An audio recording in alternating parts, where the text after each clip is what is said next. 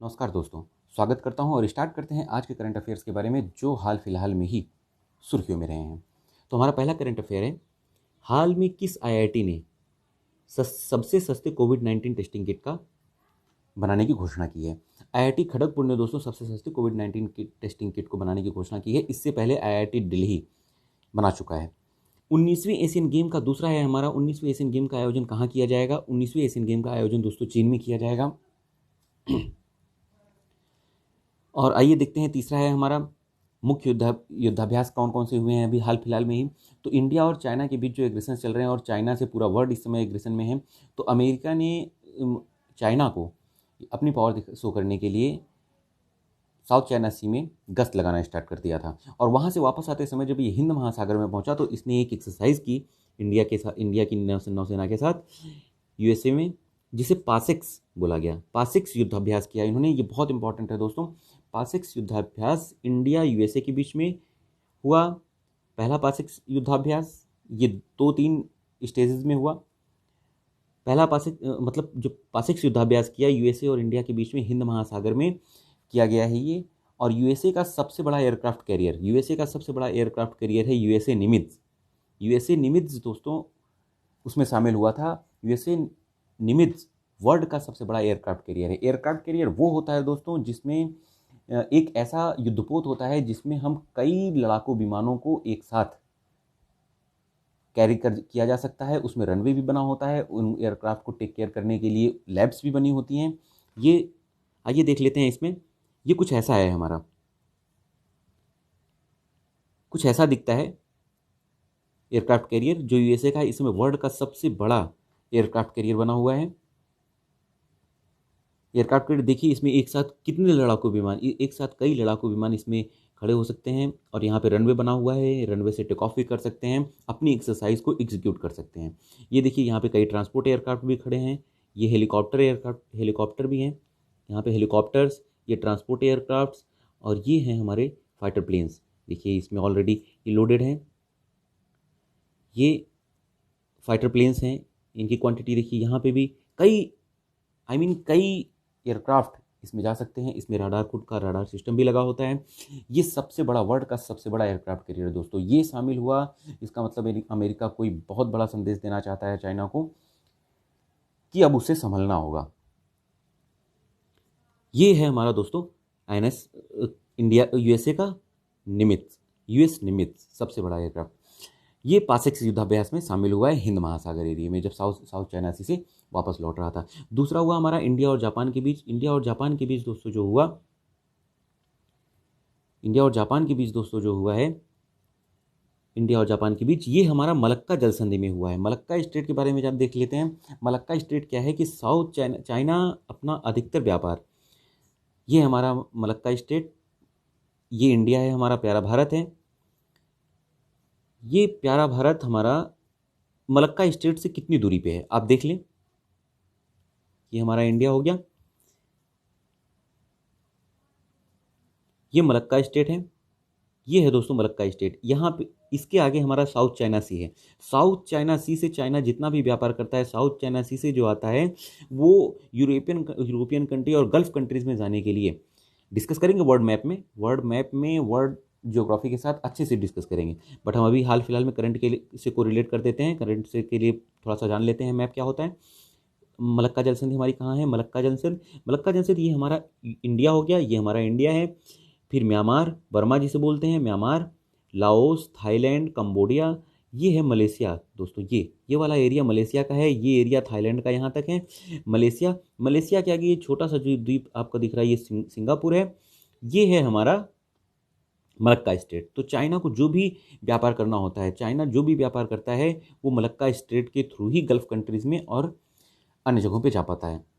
तो चाइना इस एरिया से आता है और इस मलक्का स्टेट में जाता है, और यहाँ से ये अदर कंट्रीज़ में जाता है, गल्फ कंट्रीज़ में और यूरोपियन कंट्रीज़ की साइड में।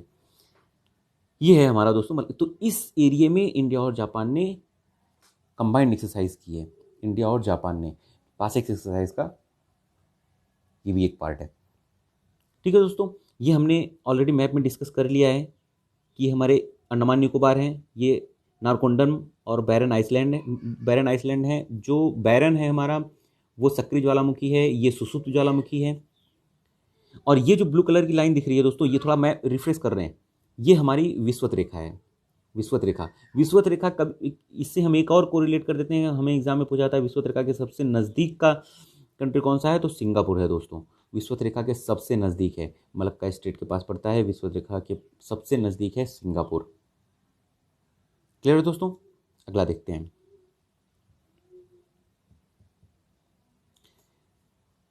अगला है हमारा, हाल ही में अपना 26 जुलाई को अपना 55वां स्वतंत्रता दिवस किसने मनाया है, मालदीव ने। मालदीव दोस्तों हमारा ये आज़ाद हुआ था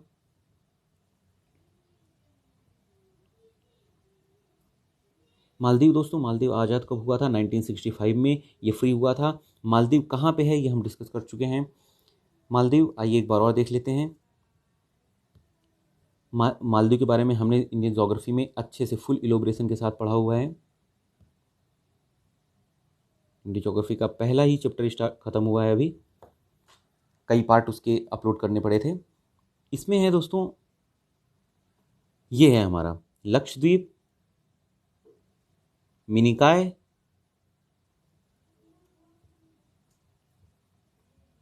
और मालदीव। ये है दोस्तों मालदीव। क्लियर है, ये है दोस्तों मालदीव। अब लक्षद्वीप और मालदीव अभी अपना हाल फिलहाल में ही 26 जुलाई को इसने स्वतंत्रता दिवस मनाया है। इसमें हमने ये भी डिस्कस किया था कि लक्षद्वीप ये मिनिकॉय हुआ और ये मालदीव। लक्षद्वीप मिनिकॉय मालदीव, लक्षद्वीप मिनिकॉय और मालदीव के बीच में कितनी डिग्री अक्षांश जाता है, जिसे हम चैनल बोलते हैं, बताइए दोस्तों। 8 डिग्री चैनल। रिफ्रेश कर लीजिए दोस्तों अपने आप को। सब कोरिलेट जितना हम पढ़ते हैं उसको करंट से कोरिलेट करना होता है दोस्तों, तभी हमारी मेमोरी स्ट्रांग रहेगी और हम आगे बढ़ पाएंगे एग्जाम्स में, हम अपने आप को एग्जीक्यूट कर पाएंगे फुल्ली। तो ये मालदीव हुआ। मालदीव की राजधानी है माले, और इसकी करेंसी जैसे हम इंडिया में रुपीज़ यूज़ करते हैं, तो ये मालदीवियन रुपीज़ यहाँ की करेंसी है। और माले इसकी राजधानी है। ये है हमारा मिनिकॉय और ये लक्षद्वीप। हाँ, मिनिकॉय और मालदीव के बीच तो 8 डिग्री चैनल है, लक्षद्वीप और मिनिकॉय के बीच में 9 डिग्री चैनल है। यहाँ पे 9 डिग्री चैनल है, 9 डिग्री चैनल। ठीक है, मतलब 9 डिग्री अक्षांश रेखा यहाँ से ऊपर जाती है और मिनिकॉय मालदीव के बीच में 8 डिग्री चैनल है। और इंडिया को हमारा कौन सा टच करता है, 8.4 डिग्री अक्षांश। क्लियर है।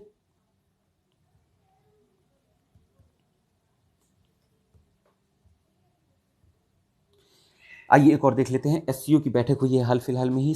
एससीओ क्या होता है, एससीओ है संघाई कोऑपरेशन ऑर्गेनाइजेशन। हाल ही में एससीओ की बैठक हुई है, संघाई कोऑपरेशन ऑर्गेनाइजेशन, जिसका हेडक्वार्टर चीन बीजिंग में है। इसके बारे में थोड़ा सा ये जान लेते हैं दोस्तों कि इसकी स्थापना हुई थी 2001 में। संघाई कोऑपरेशन ऑर्गेनाइजेशन बहुत ही अच्छा ऑर्गेनाइजेशन, एंटी टेररिस्ट ऑर्गेनाइजेशन है, एंटी टेररिस्ट एक्टिविटीज़ को रोकने के लिए है। इसको ये 2001 में बना था। इसको फाउंडिंग करने के लिए इसके फाउंडर्स हैं 6 कंट्रीज़, टोटल 6 कंट्रीज़ मिलके इसको बनाया था, इसकी स्थापना की थी। जिनमें से कौन कौन से हैं, Russia, China, Kazakhstan, Tajikistan, Uzbekistan, Kyrgyzstan. कौन कौन से दोस्तों, एक बार फिर से रिमाइंड करते हैं। Russia, China, Kazakhstan,